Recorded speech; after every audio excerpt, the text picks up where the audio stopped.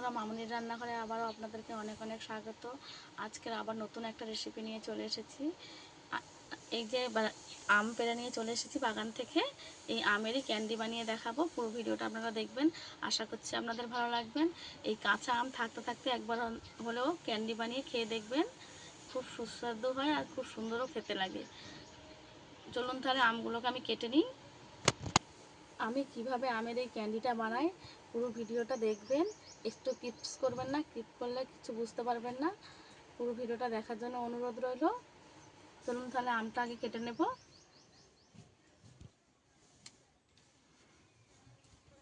ক্যান্ডিটা বানানোর জন্য কিন্তু টাটকা আমের দরকার। আমটাকে আগে আমি ভালো করে খোসা ছাড়িয়ে নেব।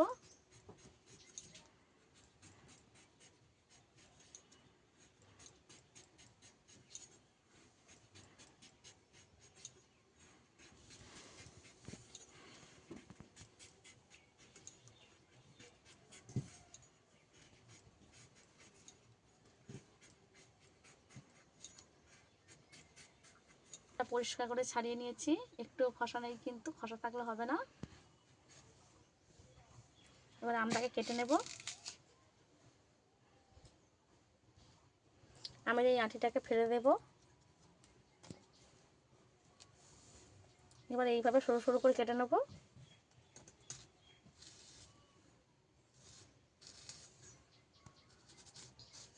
এবার কেটে নিয়েছি। আমার এই আমটা কিন্তু নরম আছে। আপনাদের যদি শক্ত আম হয়, এই যে এখানে শক্ত অংশটাকে একটু কেটে ফেলে দিতে হবে।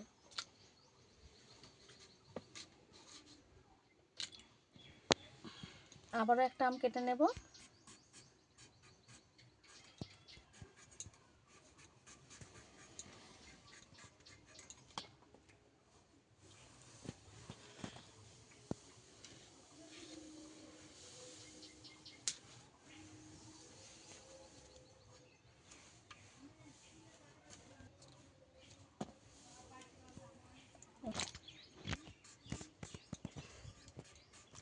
আমগুলো আমি কেটে নিয়েছি। এবারে জল পাল্টে পাল্টে 2বার থেকে 3বার ধুয়ে নেব। চলো,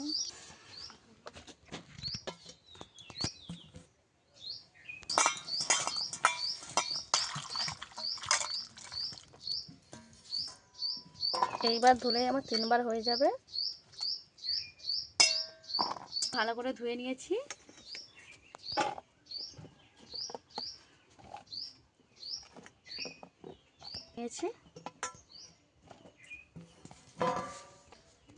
আম ধুয়ে নিয়ে কড়া বসিয়ে দিয়েছি উনুনে।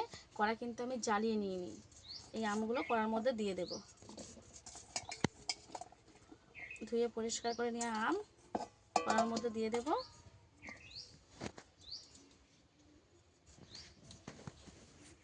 সামান্য লবণ দিয়ে দেব।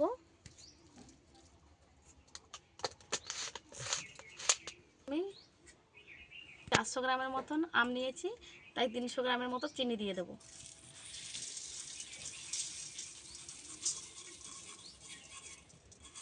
এই হয়ে যাবে। এবার হাত দিয়ে ভালো করে মেখে দেব। লবণ আর চিনিটাকে ভালো করে একটু হাত দিয়ে মাখিয়ে নেব। এখন কিন্তু আমি কড়ায় আগুন দিইনি উনুনে।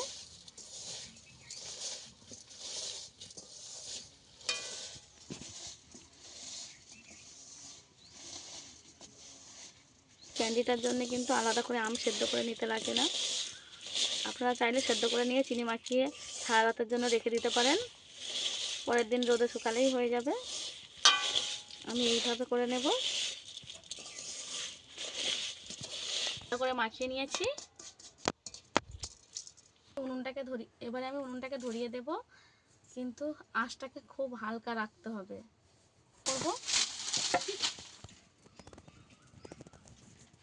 পানি দিতে হবে। গুলতে শুরু করে দিয়েছি। এবার একটু ঢাকা লাগিয়ে দেব। দেখে নেব।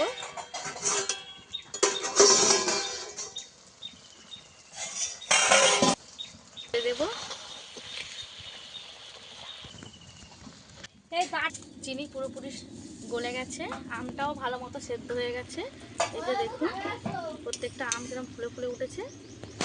এই যে ফুলে ফুলে উঠেছে, মানে ভালো, এর থেকে বেশি করলে গলে যাবে আমগুলো। এই যে একদম সেদ্ধ হয়ে গেছে। এবার এটাকে নামিয়ে এক 1 ঘন্টা মতো রেখে দেব এইভাবে ঢাকা লাগিয়ে। এটাকে এবার আমি নামিয়ে 1 ঘন্টা মতো রেখে দেব ঢাকা লাগিয়ে। 1 ঘন্টা পরে ফিরে আসছি, আপনাদেরকে দেখাবো কেমন। 2 ঘন্টা পরে এবার দেখবো ক্যান্ডিগুলো কেমন হয়েছে। দেখুন বন্ধুরা, কত সুন্দরভাবে এগুলো ফুলে ফুলে উঠেছে, আর চিনির যে রসটা পুরোপুরি ঢুকে গেছে আমের মধ্যে। থালা নিয়ে নিয়েছি, এই থালার মধ্যে আমি ক্যান্ডিগুলো শুকনো করব। সরষের তেল দিয়ে দিয়েছি, মাখিয়ে নিচ্ছি। থালাগুলো কিন্তু অবশ্যই তেল মাখিয়ে নিতে হবে।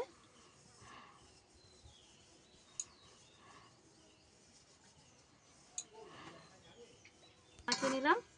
এখান থেকে একটা একটা করে তুলে নেবো। এরকম একটা কাঁটা চামচ নিয়ে নিয়েছি, যাতে করে রসটা না ওঠে, তার জন্য এইভাবে তুলে রোদে দিয়ে দেব। প্রত্যেকটা আমি একইভাবে তুলে নেব।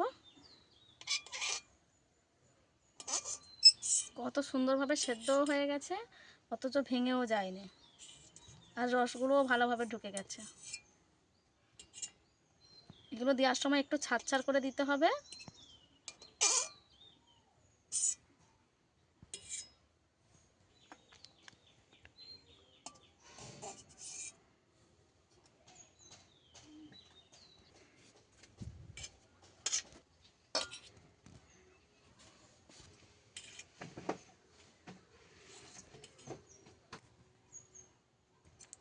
প্রত্যেকটা কিন্তু আমি এইভাবে ছাড় করে দিচ্ছি, আপনারাও ছাড় করে দেবেন, নাহলে একসঙ্গে জড়িয়ে যাবে।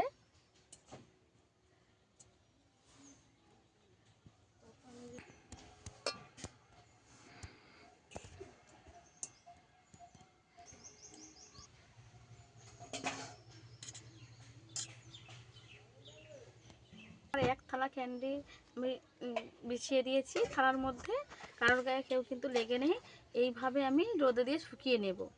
এটাকে আমি এখন গিয়ে রোদে বসিয়ে দিয়ে আসবো। এটাকে ভালো করে শুকিয়ে নিয়ে আপনাদের কাছে ফিরে আসছি।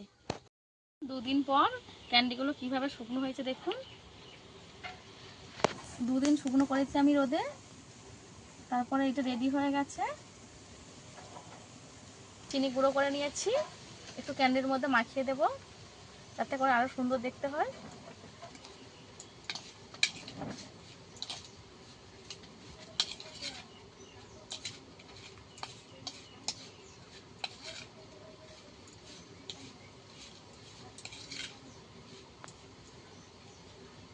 আবারও একটু দিয়ে দেবো।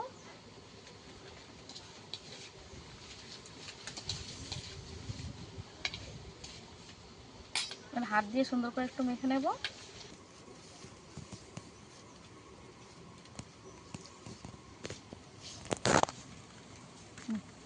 এইভাবে ক্যান্ডি বানিয়ে আপনারা সারা বছর রেখে দিতে পারেন, অল্প অল্প করে বের করে খেতে পারেন।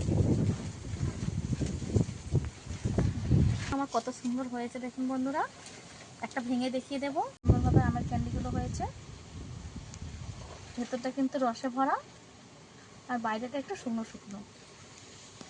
এই ক্যান্ডিগুলো কিন্তু খুব সুন্দর হয়েছে। আপনারাও আমার মতো করে বাড়িতে ক্যান্ডি বানিয়ে দেখবেন, আশা করছি আপনাদের ভালো লাগবে। এরকম আরও নিত্য নতুন রেসিপি পাওয়ার জন্য আমার চ্যানেলটা সাবস্ক্রাইব করে পাশে থাকার অনুরোধ রইল। আর আজকে আমার ক্যান্ডি রেসিপিটা যদি আপনাদের ভালো লাগে, অবশ্যই একটা লাইক করে শেয়ার করতে একদম ভুলবেন না। আজকে ভিডিও এই পর্যন্ত, দেখা হচ্ছে নতুন কোনো ভিডিও নিয়ে। ততক্ষণ ভালো থাকবেন, সুস্থ থাকবেন।